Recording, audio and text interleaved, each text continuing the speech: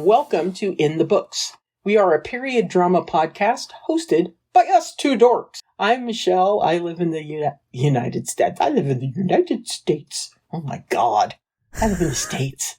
You can find me at Musings on Instagram and Twitter. Rita, I live in England. I'm at Annoying Rita on Instagram and Twitter.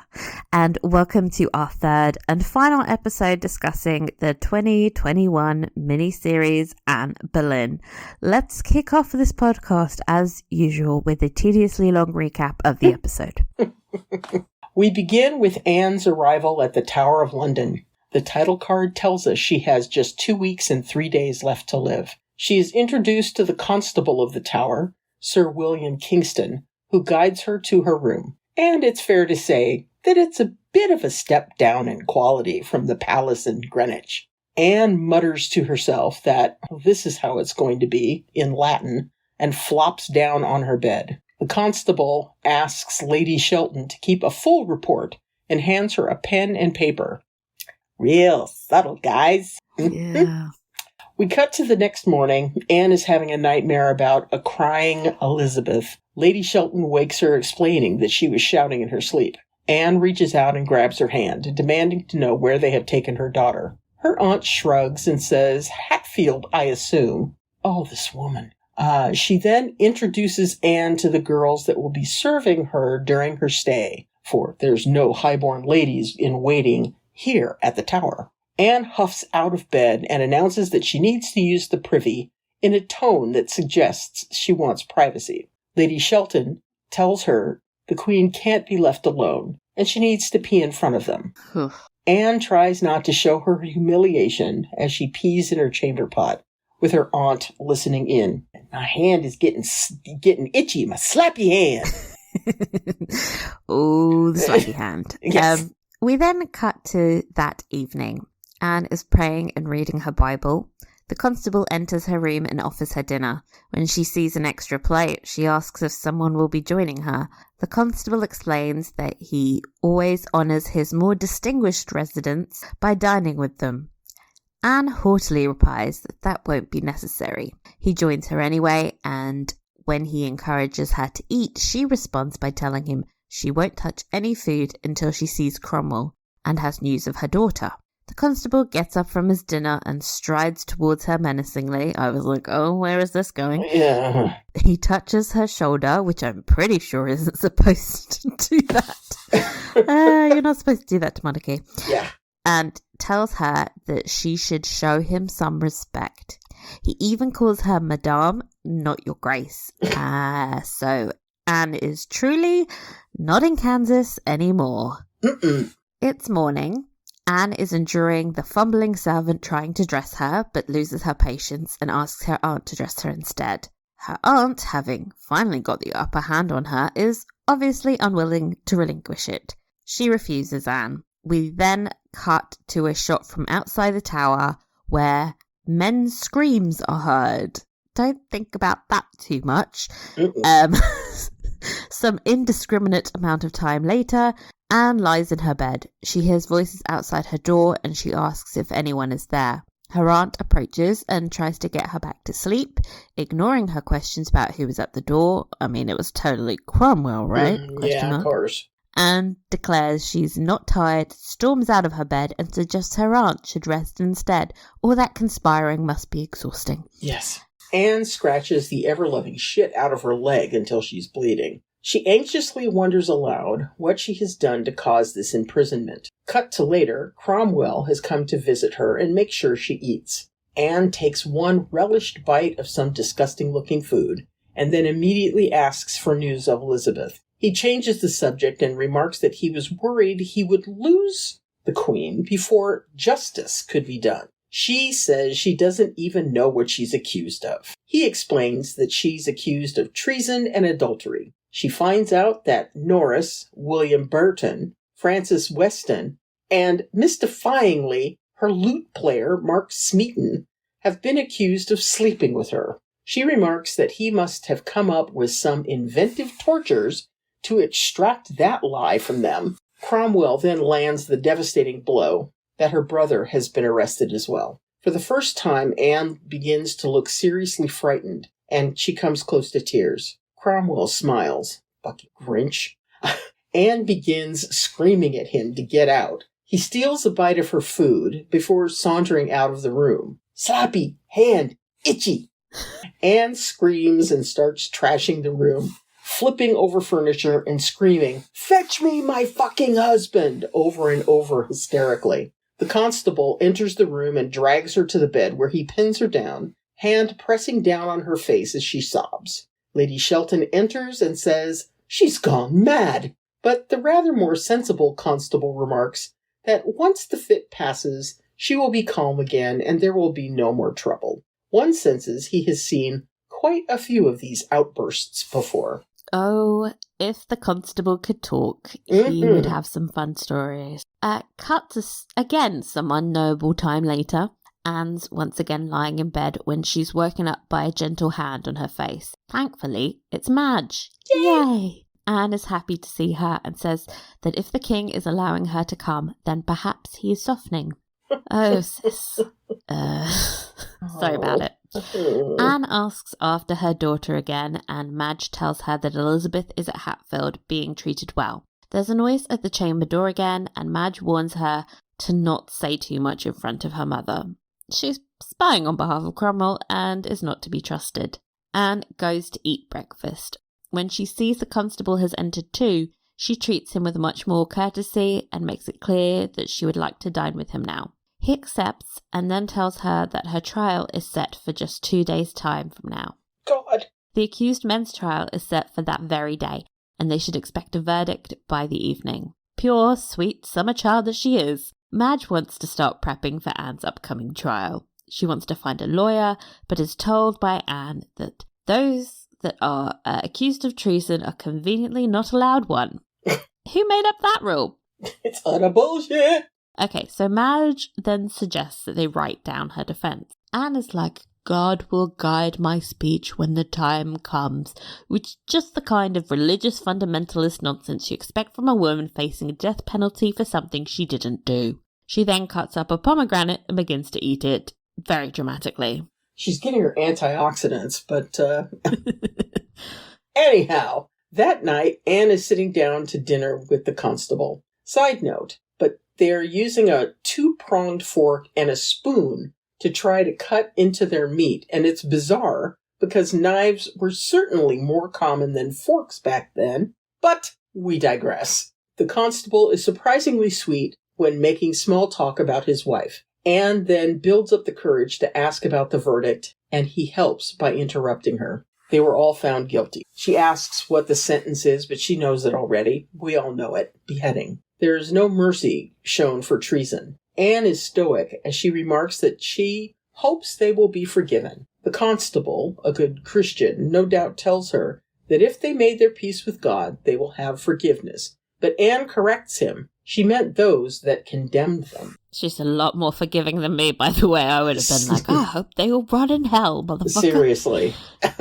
Cut to Anne and Madge sleeping in the same bed. Anne is awake and thinking. She turns over to look at her friend. She strokes Madge's shoulder and tells her that she has treated her friend badly. She has used her, but Madge has shown her nothing but loyalty and kindness. She tells her that she would be a better friend to her, given her time again, and kisses her shoulder. Madge cries.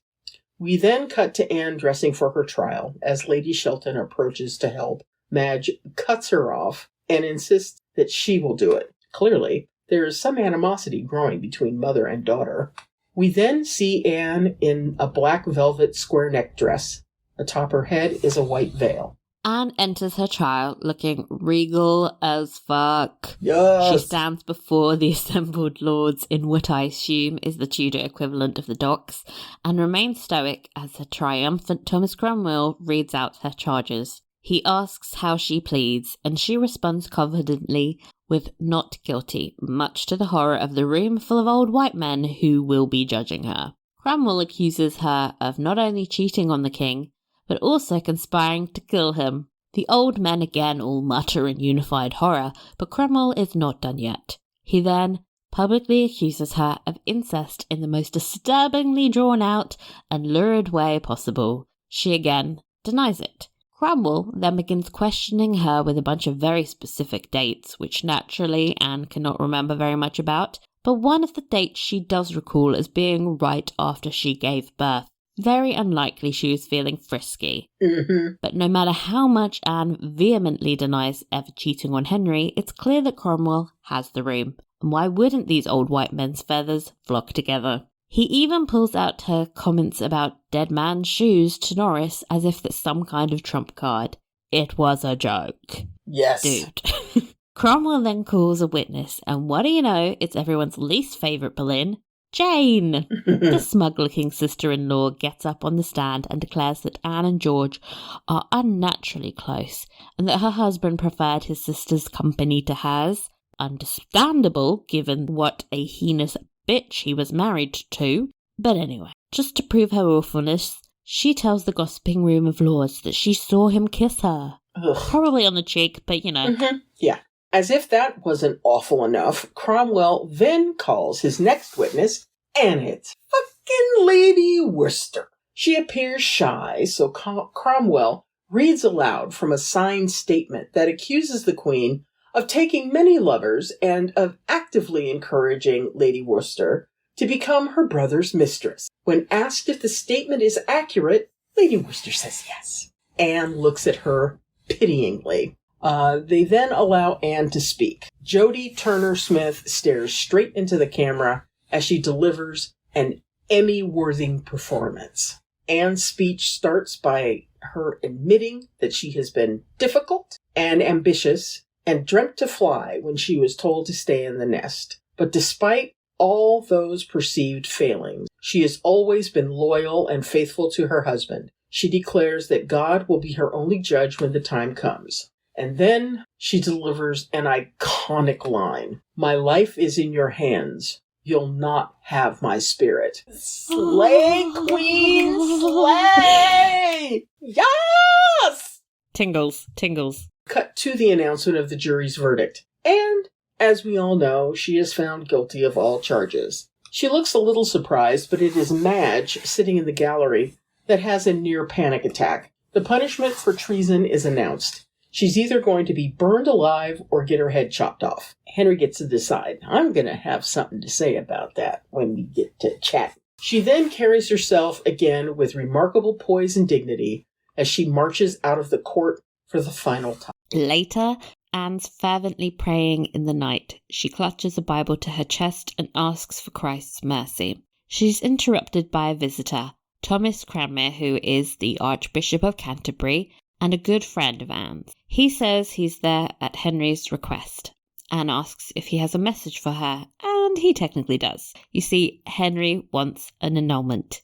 Anne is more horrified than when she was sentenced to death. The grounds for this is that Henry slept with Anne's sister Mary previously, so she has to be punished. Make it make sense. Anne realises the annulment would remove Elizabeth from the succession, so she refuses. Cranmer asks her to reconsider. She can live out her days in comfort in a French nunnery and ensure her daughter's position. When he sees Anne teetering on the edge of acceptance, he pulls out the big guns.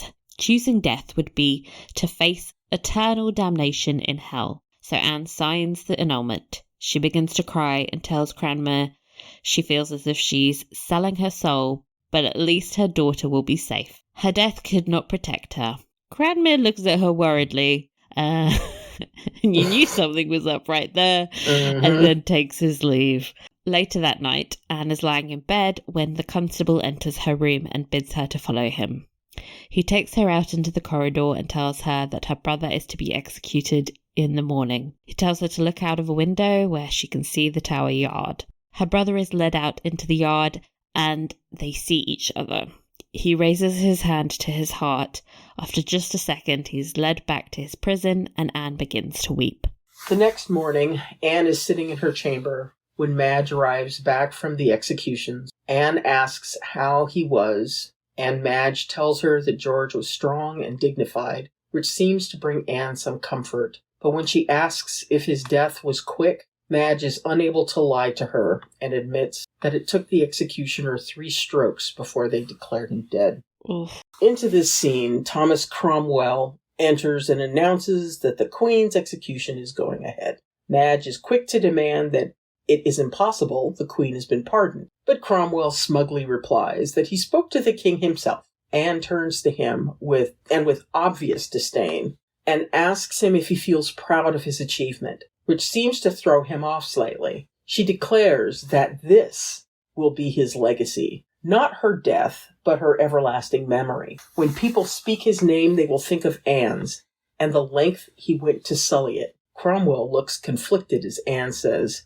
"You will never be rid of me." She then coolly asks when she will die. 9 a.m. tomorrow. Anne smiles and says she will see her brother sooner than she thought. We then cut to Anne receiving Holy Communion and then washing herself the morning before her execution. As she walks her way through the crowd, we hear a voiceover of her asking for something to be passed on to her daughter, and she asks them to tell Elizabeth not to let them use fear as their tool. Tell her it's hers to harness and control. Let your fear drive you to be bigger, louder. Be the most fierce and passionate. Fly close to the sun. Feel its warmth. I will be with you every day it shines, and even on those days it does not. When Anne arrives atop the scaffolding, the crowd goes silent. Madge and Lady Shelton are with her.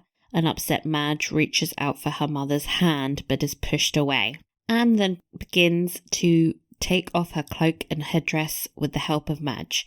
She then takes off the Queen's huge crucifix and Anne clasps it in her hand. The 2 women press their heads together and say goodbye. The executioner, a French man, asks for Her Majesty's forgiveness. Anne responds in French, offering it with all her heart. He then asks her to kneel. Madge puts the blindfold over her eyes and Anne begins to pray, "May God have mercy on my soul," as her head is quickly cut off. The crowd gasps in horror. Lady Shelton sheds a tear and Madge begins to sob. In the crowd, a smiling Thomas Cromwell walks away. We then get one final title card that tells us that 24 hours after her execution, Henry was engaged to Jane Seymour. They were married 11 days later. Anne's daughter Elizabeth was declared illegitimate. Elizabeth was sidelined, ignored, and eventually imprisoned by her sister Mary, until a succession crisis meant she was crowned Queen of England, and Elizabeth became one of the greatest monarchs in history. Until her death, she wore a locket ring that contained 2 tiny portraits, one of herself and one of her mother Anne Boleyn. I have to say, please Google that locket, because that ain't Anne Boleyn, but okay. It's a nice story, but it's not true. It's not true, because that woman is a redhead in that locket, and we all know she has dark hair. Anyway, trying to avoid talking about this episode, because it was so sad. What was your impression of it? I think it was really fantastic. This whole series has just been, one for the one of the history books. I mean, this is literally, yeah.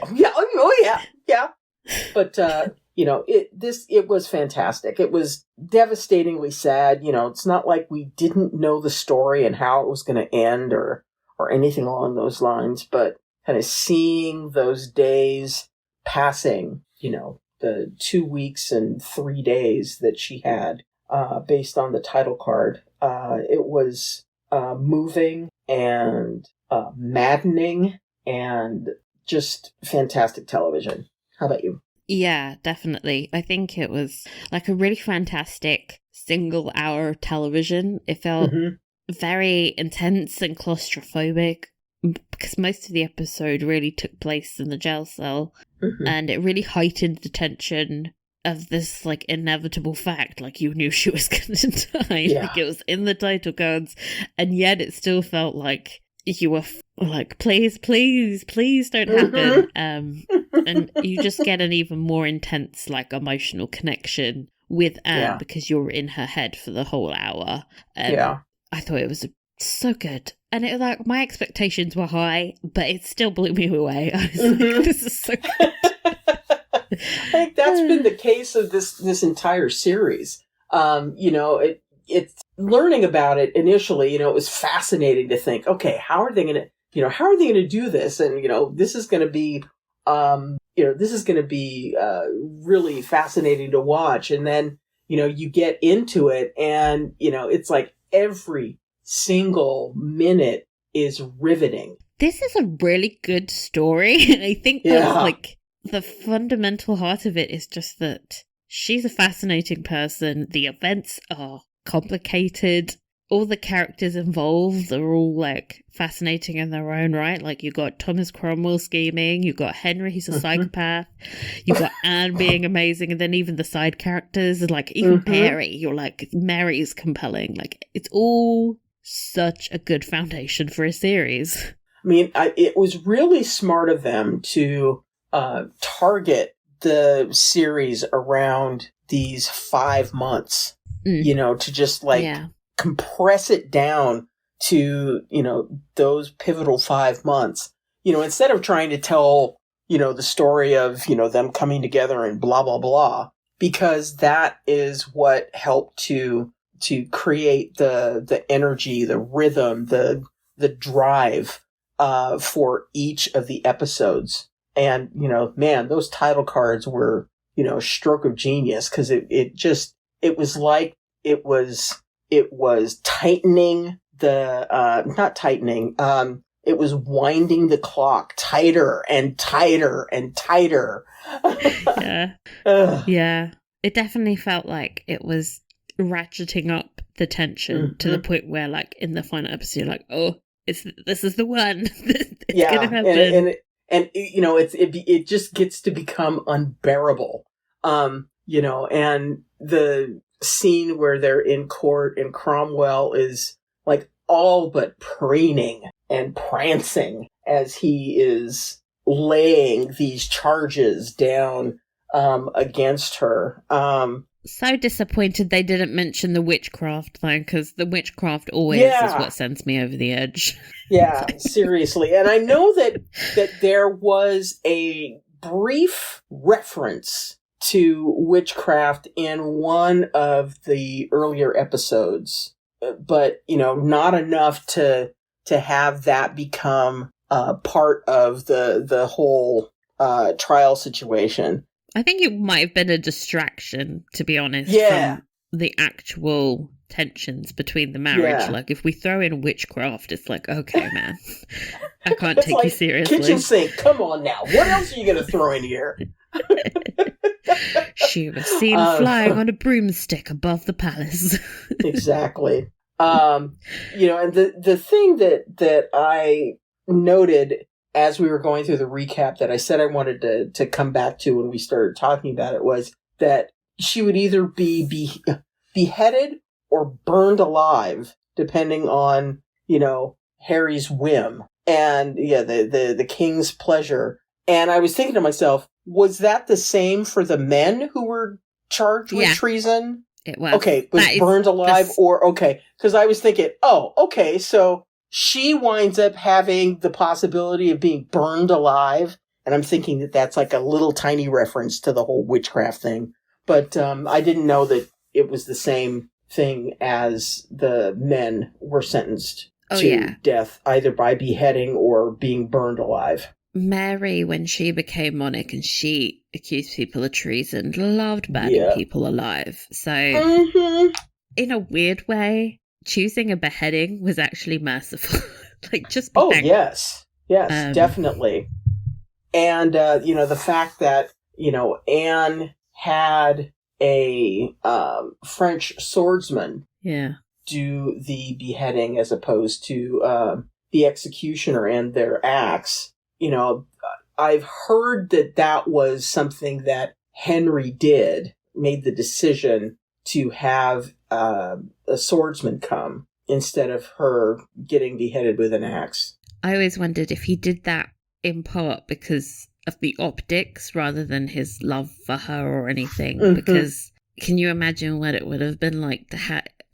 this is the first time unfortunately not the last, that a reigning monarch would be executed, especially a queen. Yeah. And the optics of having her suffer the way her brother did would have made him look even more psychopathic. Yeah. So I don't know that it really had anything to do with treating her kindly, because at this point he's been so incredibly cruel. It's like, oh, I'm not gonna give you points for this, Henry. No, thank you. What did you think of the ending, specifically the final shot of Thomas Cromwell smiling? Because that's what got to me. I was like, the rage. I want to smack him. Oh yeah. I mean, by the time we got to that point, I was actually standing up. I was pacing and hurling profanities at the television. I was just like, oh, just you wait. Just you wait, son of a... Bloop, bloop, bloop, bloop. Because Karma is a bitch and she is going to take you for a ride. I thought it was kind of fantastic to end on Cromwell because it firmly points at him as the reason this whole happened.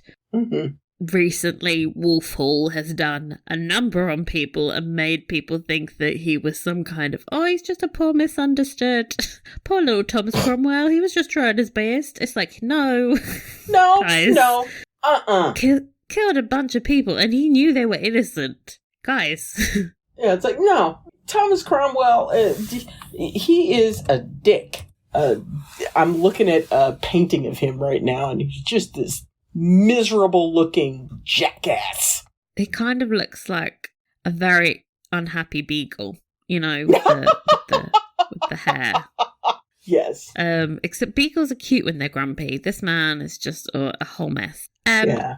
Usually we break episodes down into storylines, but there was only really one. So we're going to look at aspects. Yeah.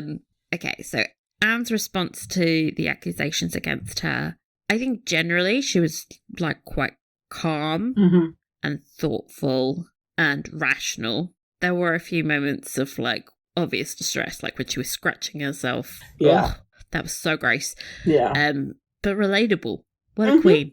I felt like the further along she got in the process of being fucked over, the more strength she gathered from especially like having Madge with her. And she felt really self-possessed, especially when she was told she was actually going to die anyway.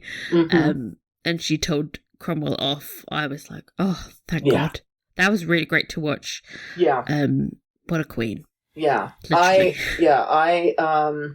I think that, and God knows I haven't been in this position, but I would hope that, when you are facing the inevitability of your death, that you have one of two ways to deal with it. You can completely freak out, or you can find peace and strength in, the doing. And, obviously Anne chose the latter. And, I think it was probably a surprise to those individuals who knew her that she would have been as calm and as measured as she was, the closer she came to her demise. And quite frankly, I think Cromwell would have loved it if Anne had become hysterical and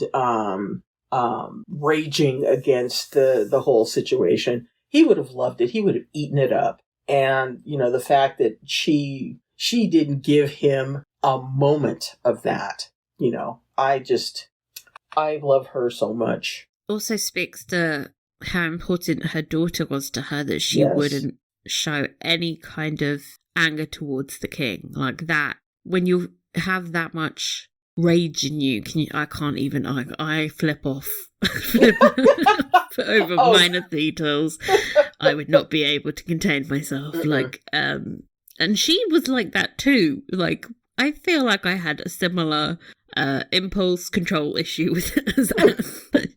And so I know, like, the strength it probably took for her to do that. Yeah. And it's so incredible. I think one of the most moving things to watch in this episode was the friendship between Anne and Madge. Yeah. It was really lovely and tender. And we love to see strong female friendships centered on TV shows. And it was like really comforting to have someone who actually cared about her and respected her. Yeah. Because everything felt really hostile. And I think the moment where Anne apologized to her was so moving and lovely, and showed real growth from Anne as a person. Yeah. And I liked all the little moments we got of Madge washing her and helping her dress, because it seemed, I guess, like it would seem like a subservient action, but it felt more like nurturing, like the only way she could show her how much she loved her. Yeah, it's an So act of sad. love. It's an act of love. And it was really, I felt so bad for Madge to have to witness the men's execution. Oh, God. Plural, and then to have to give Anne the horrible news about her brother's gruesome end. I felt so horrible for her. The poor thing. And I realised, like, watching this episode, her relationship with her mother is so fraught that Anne has been sort of like, not like a pseudo-mother, but someone she can look up to and respect and love, who is somewhat more affectionate than her mother. So it sort of makes perfect sense for her and both of them to, like, gleam onto each other. That's so sad. I wonder what happened to Madge. We will never know. Yeah. Okay. The other thing that I found to be incredibly moving, and the part where, you know, I was feeling throat lumps throughout the show, but the one that finally kind of broke me was Anne and George's goodbye. My God, no, don't mention it. Because the first time I watched it, I sobbed. The second time I watched it, I sobbed. As I was writing the recap, I sobbed. Yeah, like, no, thank you. It was just, it was horrible. And you know, I'm happy saying that is all we need to say about it, because We can't talk about it. I will cry. we don't need crying on the podcast. Just because there'll be lots of nose unpleasantness and ugly crying. You don't want to listen to sniffles, do you? Does anyone want to listen to? No. It was beautiful. Anne and Cromwell. I think we've already spent a bit of time talking about Cromwell and Anne's relationship. There are times when I feel like they went a little snidely whiplash with Cromwell's depiction in this, but I was good with it. It's impossible to paint him as like anything other than that in this particular moment in time. If you want a nuanced depiction of Thomas Cromwell, everyone go out, read or watch Wolf Hall. Yeah. Much less one-dimensional, but when you think about the show as being from Anne's perspective, that's how she saw him, because he was literally conspiring to kill her. Like, you know? Yep. But, you know, knowing that he dies a few years later, just a few, in the exact same position as her, makes me feel fantastic. Yeah. Although I was wondering, I've got the Wikipedia page open for asshole. And I was wondering if they said the circumstances of his execution are a source of debate, while some accounts state that the executioner had great difficulty severing his head. Others claim that this is apocryphal and it took only one blow. But we'll never know, but I really hope it was painful and dragged yeah, out. me too.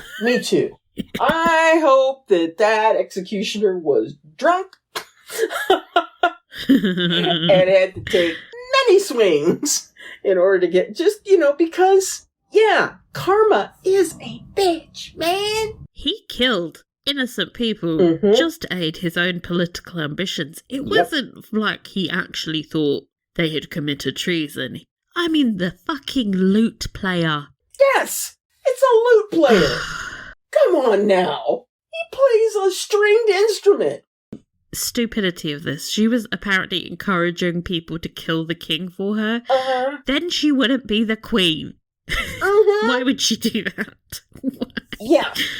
Honestly, these people were just not thinking. Did everybody have syphilis? Had everybody just gone crazy back then? Nobody using their brains to think?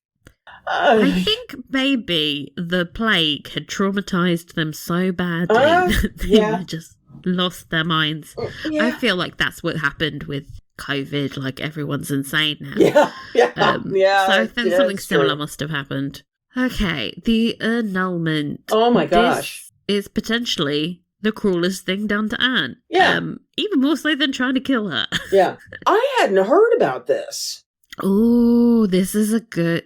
This probably did happen this way, because the constable of the tower was writing lots of letters to Cromwell that evening. So we have a documented, pretty much her last few days, a very well documented account from him. And after her trial, the Archbishop Cranmere came to visit her. Mm-hmm. And in a letter, the constable said, "This day at dinner, the Queen said she would go to a nunnery and is in hope of life."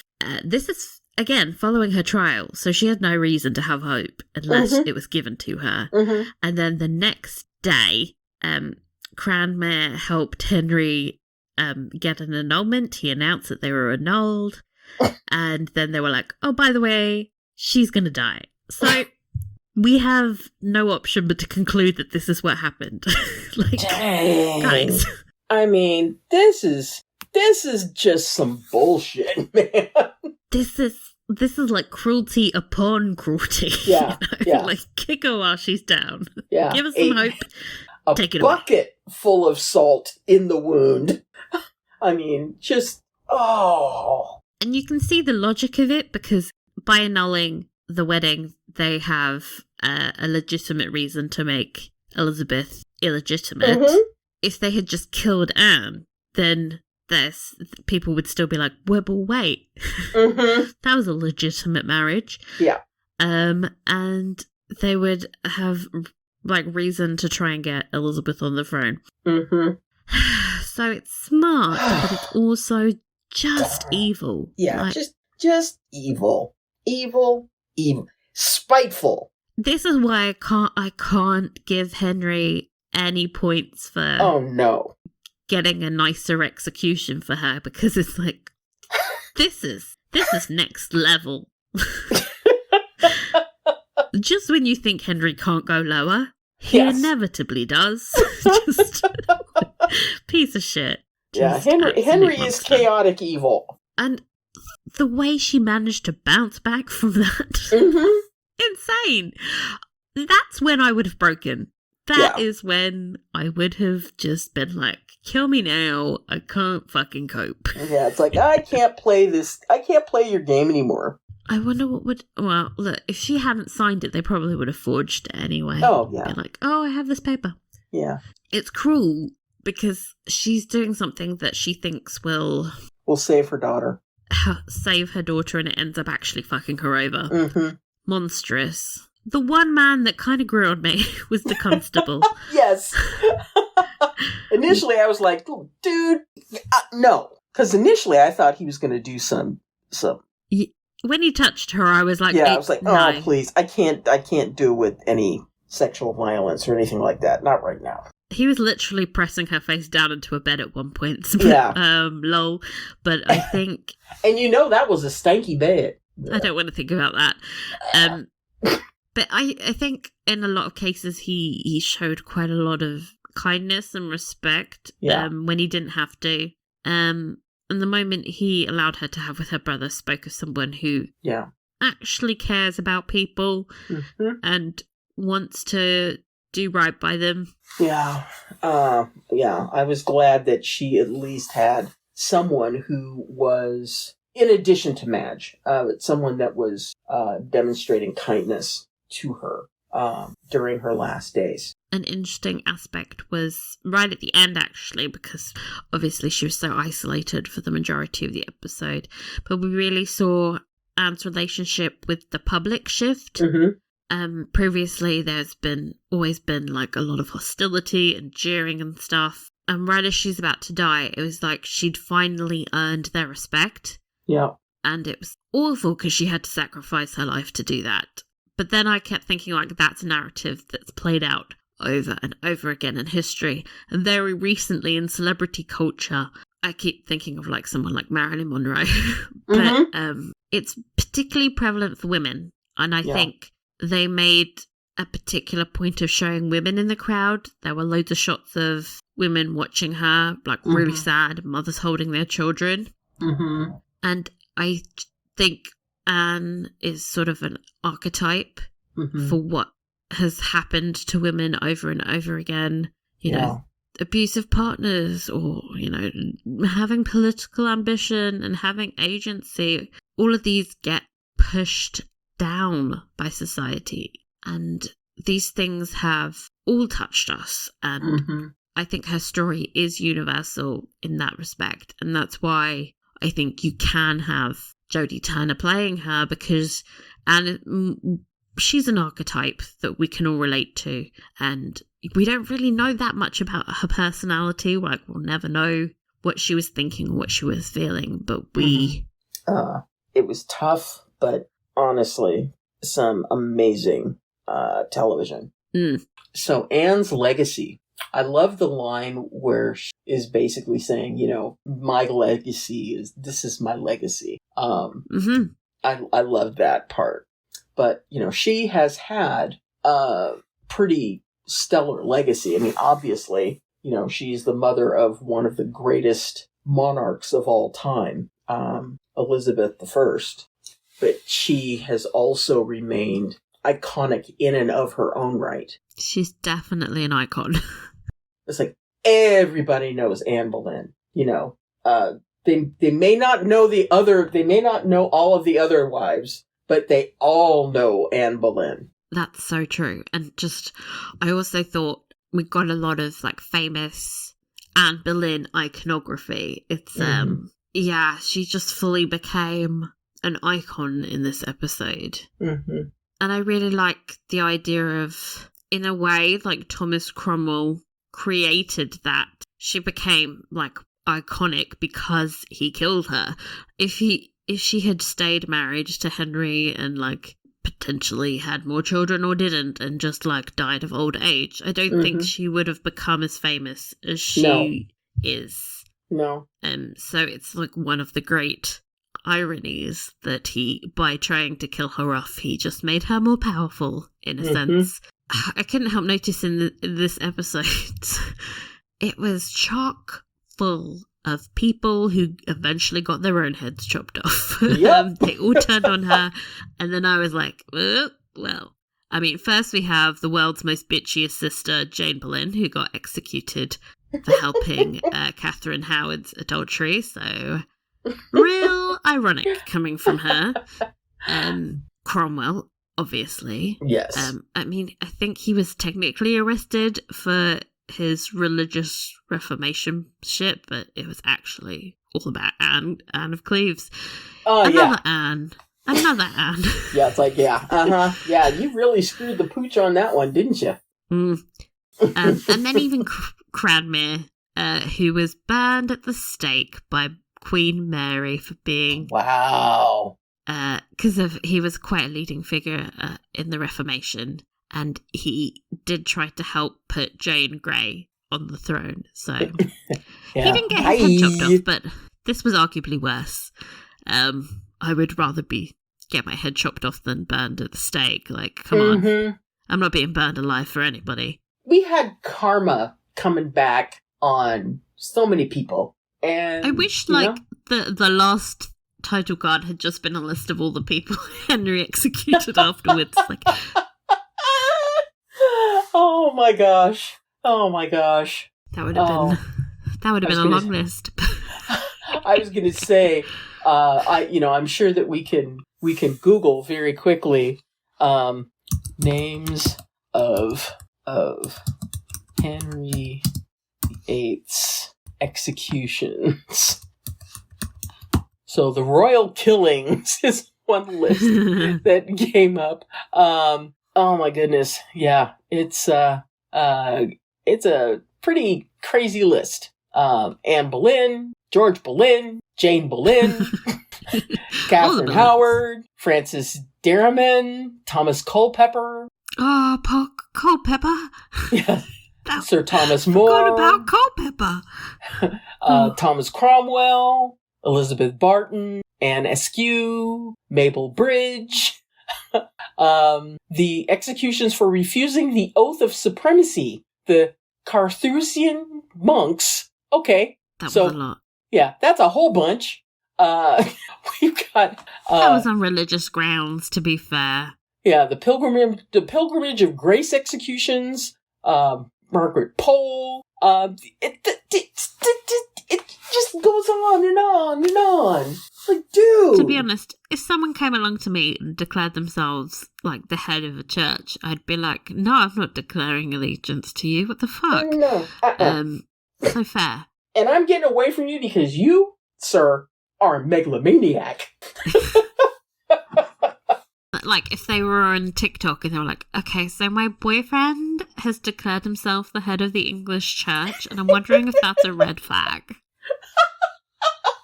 Yeah, pick up a giant red flag. Flap.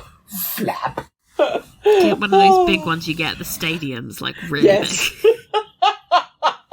Oh, my goodness. Okay. We got on to a tangent, but it was a fun one. It was funny. Yes. Themes. So I definitely thought friendship was one, and we've talked about Madge and Anne. Mm-hmm. We need to talk about Lady Worcester. Do we? Didn't we talk about her enough last episode? We need to talk about Cranmer as well, because he was like besties with her, and the only reason he became Archbishop was because she fandangled it for him. I don't know what fandangle means now that I've just said it out loud. But you know what I mean. Finagle? Was that what you were trying to say? Yes. Finagle. Why did I say Is fandangle the word? Fandangle is a word, but finagled, I think, is the one. Finagled is... Yes. Okay, it's early for me, okay? Yeah. It's F and it sounds funny, so, you were right on track. I know that, like, court life is incredibly superficial and ruthless. Yeah. But this about turn from Lady Worcester was some true fuckery. Yeah. I wasn't surprised. Maybe because I've read some history books, but also she was giving desperate energy. In real life, Lady Worcester was the accuser responsible for the incest allegations. And she was really, really close to the Queen. She even borrowed like £100 from Anne. And never paid it back because she accused her of treason. What a cow! When Anne was in the Tower, she kept asking about Lady Worcester because she was heavily pregnant and she was worried about the stress what the stress would cause her pregnancy. And it's like, girl, she's fine. She caused the stress. Man. You never really know why someone has done this. It might be the influence of her family or her husband or whatever. But I think at the end of the day, you got to judge them because that's a friend you fucked over. Yeah. Maybe she saw this as like, I mean, in the TV show it's slightly different because she's just accusing her of making her sleep with her brother, which is really confusing because if they're accusing her of incest, why would she make her friend sleep with her brother? Mm-hmm. That's two conflicting stories. Makes absolutely no sense. I mean, at least be consistent with your lies. Maybe it was an excuse for her to get out of, like, oh, I'm pregnant with this dead man's child. I'll just say the Queen made me do it. This is great. Get out of jail free card with your husband. Oh, Lord have mercy. What a piece of work. I mean, if you looked up the phrase backstabber, you would see her picture underneath there. I mean, you expect bullshit from Jane Boleyn. Yeah. That's her whole mood. She will stab you in the front. I have more respect for that. Yes. Also, the pomegranate thing. Mm-hmm. That is called the fruit of the dead. Really? In Greek mythology. It's associated with Adonis, and obviously the whole pomegranate seed to go into hell, blah, blah, blah. Wow. I love the use of symbolism that they have had in this show. Sometimes heavy-handed, but sometimes you knew it was a big deal because they really zoomed in on that pomegranate, and I was like, okay, bitch, I see what you did there. And they found a purty pomegranate. I think one of Henry's queens had a pomegranate in their Oh yeah. The little symbol-y thingy. With the symbol-y thingy. We're really technical here. The shieldy thing? The shieldy thing. The shieldy thing. Henry's queen's coat of arms. Here we go.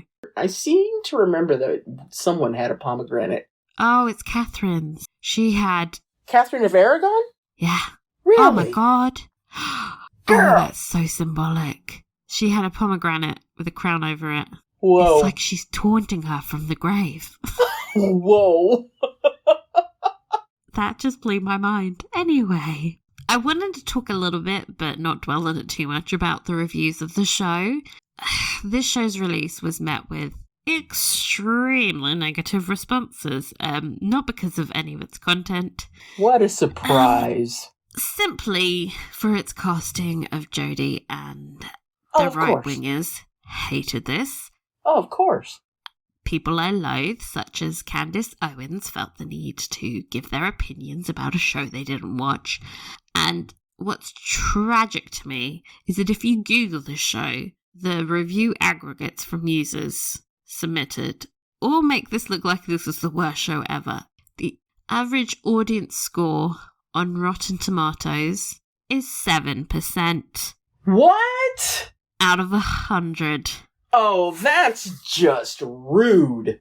I don't feel like these reviews are based on the merits of the show. I think racists were just racisting. That's a word, but Yep. When we think about Bridgerton and, how Bridgerton really did break through that kind of racial... the racial bar that we had when it came to period dramas and period storytelling. It's fine if they're fictional characters, although, we can't say that for Queen Charlotte, but... Who was most definitely a white lady. I don't care what people say. She was white. Why we not got a problem with them making her black? I know. But we got a problem with this. It don't make no sense. But, Anne Boleyn. Oh, no. Doesn't make any difference. It makes zero difference to the telling of the story, and that's what I don't understand. Mm-hmm. Like I said earlier, Anne is an archetype that can be played by pretty much every woman because we all have experiences similar to hers. So it's not as if her melanin impacted her life in any way. Yeah, that's just disgusting. It's just annoying because I feel like people who are genuinely looking for a show will see those reviews, and it's on Google and it's on IMDb. We'll see those reviews and think, oh, there's something wrong with this show. It's not very good. Yeah, but it's not being judged on its merits. It's just it's like, no, this show was freaking brilliant. I mean, I can already tell you it's getting 6 out of 5. No spoilers. Okay. She's getting 5. 5 initial necklaces. But this show was, for what my little review in this little corner of the interwebs is worth. But, it's a damn shame if there are individuals who won't experience this program because of the bullshit that individuals who reviewed this show and reviewed it based on race have wound up skewing the results. It's a shame. It is. And I wouldn't have mentioned it if I didn't think it was having some kind of... Because I don't really give a shit what random people on the internet think, but I feel like it might skew maybe some of our listeners were like, I've Googled this show before and thought it was terrible. I want to tell you that is the reason it's not based on the show. Okay. Yeah. And hopefully you have had the opportunity to see the show. And it's hard trying to find a place to watch it. And now realize that it's brilliant. Favorite scenes. It's hard one for this episode because I mean, you say that, but it's definitely the George and Anne scene. I think the show created a really strong bond between them in the previous episodes. So, and I kept thinking about the choice to shoot it from Anne's perspective, and you only really see a tiny figure really far away. I was like, is that even the same actor? You can't tell. And I think some other shows might have gone in for close-ups of her brother or something. Yeah.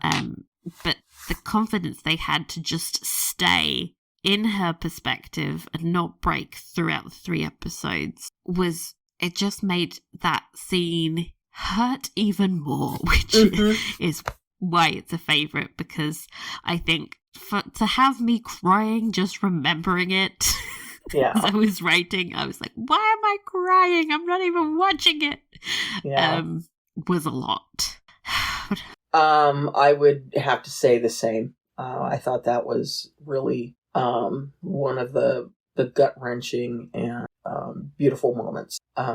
I had hoped that she would have the chance to at least say goodbye. And who knows if that really happened, we'll never know. But that meant a lot to me to be able to see that. Okay, we're going to stop talking about it because, yeah. I'm going to cry.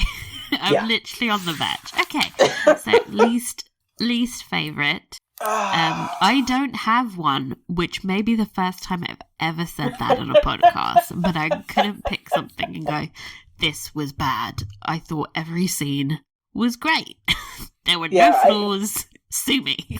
Yeah, I mean, it was every scene. I think there was not a superfluous scene at all in this episode. It's like every scene I thought needed to be there in order to make this make sense. I mean, I could have done without scratching because that was truly horrifying. Yeah, but yeah, it was. I honestly didn't have one either. I just thought this entire episode was chef's kiss. Favorite costume for me was definitely the black velvet. That sort of really reminded me of the famous portrait of her. And it was sort of like watching, when a superhero puts on their cape. Yes, it puts on their costume for the first time. It kind of reinforced the feeling of the inevitability of her death. It's like, oh well, she's fully formed now. She's gone full Anne. Yes. And like we said earlier, she has become iconic, and this look has become iconic, to the point where as soon as you put it on, it's like, there she is. Yeah, here we go. I love when the costumes reinforce the narrative that way. It was sort of like she became the figure we're all familiar with in that moment. Yeah. That was exquisite. I was kind of wishing that she had the initial necklace on, but got the whole crucifix thing. Oh yeah. I do find it ironic that she is sort of this Protestant icon. She's wearing a crucifix. And she took Holy Communion before she died. I was like, oh. Well, and that's the kind of... the funny thing about Catholicism and Protestantism at that point is that it was we probably couldn't have been able to tell the difference. It's like, they're very similar.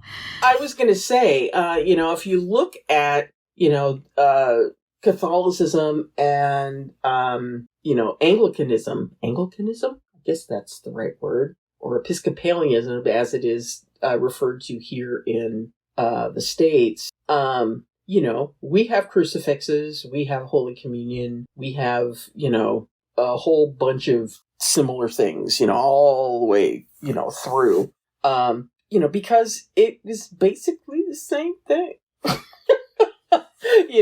When Harry broke from Rome, they really didn't change a whole hell of a lot. I know. It's sort of like, why are you killing each other? You're just different flavors of the same dessert. It's pretty much. But then, like, Anne did describe herself as a Lutheran, and Lutheranism which did develop different. to be very distinct from Catholicism. Distinct, yes. Yeah. But at that point, they hadn't gone that far. So it's just sort of funny to be like, she's the Protestant queen, and it's like, not really. She's pretty much a practicing Catholic.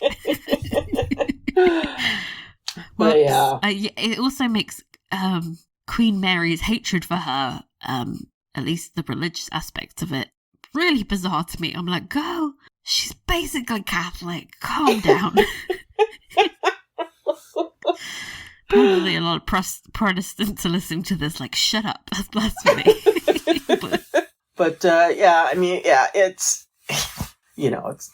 it all comes back to, it's not these women that were wreaking all of this havoc. It's Henry. Fucking Henry. Yeah. Henry is the one that is running around doing all of this stuff. He was very much a Catholic as well. He just did this for expediency. This is what pisses me off. If he actually had any conviction about his religious reformation, then I could somewhat understand it. But it's the lack of foundation for all these murders that I'm like, It's like, dude, if you could have gotten away with murdering your wife or murdering Catherine of Aragon he would have done it. He would have. He knew that, if something like that had happened, he would have had Spain all up in his ass. I mean, at that point, not just Spain. That was when the Habsburg Empire was joined, so it would have been. That's true. Most of Europe. Most all of Europe was. Yeah. It's like, So I hate him. And he still treated Catherine like shit so as well. Much. It's like, I hate him so much. He was the worst. Performer of the episode, obviously. Hello. Still Jodie Turner-Smith. I mean, I said her speech at the trial was worthy of an Emmy. I think it might be worthy of an Oscar, a Grammy. I know that that's not for acting. I don't care. She needs one for BAFTA, but I don't know. You just had the BAFTAs. Well, obviously, this would have been eligible Television. for BAFTAs that would last year. Been in the middle of the year, yeah. Yeah, it would have been last year. Well, again, the show was negatively received. So yeah. I feel like that impacted a lot of the critical response as well, and I wish more people had just been open-minded and watched it, because they're really missing out on seeing a fantastic performance, but also what I think was her sort of announcing herself as an actress. Yeah. Like, here I am, bitch. Love me. Yeah. Ugh. I mean, in the words of Beyonce, bow down, bitches. Bow down. Yeah. I really hope to see her in more things in the future, because she is really an extraordinary actress. Okay, we've already talked about. I've talked about initial necklaces. I'm assuming that it's 5 of 5 for you too. Yeah, it's just 5. Yeah. Hashtag duh. Duh. No point talking about it. This was perfect. We've got one letter in the inbox. Good evening, dear podcasting queens. Yes, queens. First, let me say that Jodie Turner-Smith has been a real discovery for me, having never seen her in anything. I just loved her fierce performance, and to be honest, those cheekbones. Oof. Yes. Mm-hmm. I really appreciated that with little dialogue, she could portray so many emotions about being locked up and not knowing her fate, or worse, that of her daughters. Her glares, quivering stares into nothing, and ability to show pain yet determination made this show. There is nothing we can compare in our lives to feel what it must have been like to go from being a queen, giving orders and being obeyed, to being humiliated at every turn. All I could think was, what if I had to spend a week in a hotel room with my arch nemesis, could not close the door when I went to the privy, and that bitch also got to choose what I wore and wouldn't let me wear my jewelry. Lol. I do wish we could have gotten some scenes of the background story, i.e. Henry being a cruel prick, plotting his way out of this marriage and into the next. But the show is called Anne Boleyn, and time was so limited. I think they managed to focus well on her story, and I can't be the only one that wanted to reach into the screen and slap that smug-faced Cromwell, can I? Nope! No! Itchy hand, been itchy since I watched it, need to slap something. I can still see his face. Like, yeah, I can see his little smirky face. Ugh. Oh, God. As for that bastard archbishop telling her that she would be committing a sin and go to hell if she chooses death, what? She was condemned to death, but he's making it out that she has a choice? So much manipulation. I still loved the low-budget sets on this show. It helped to convey the claustrophobia of the tower. That's a good point. I think in some productions with more money, they go overboard with the set decoration, and you focus less on the performances and more on the, ooh, look at that tapestry. Bridgerton! Yes.